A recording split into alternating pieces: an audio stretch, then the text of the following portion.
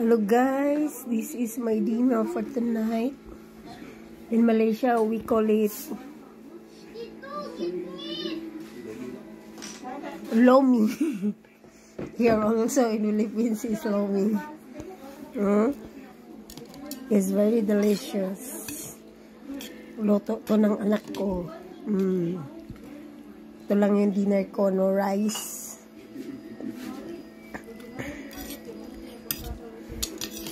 With egg. I think she put egg. May egg siya. Lomi.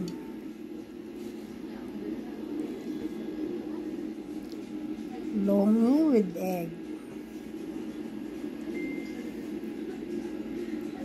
Mga auntie guys, marami ako ang panihapon.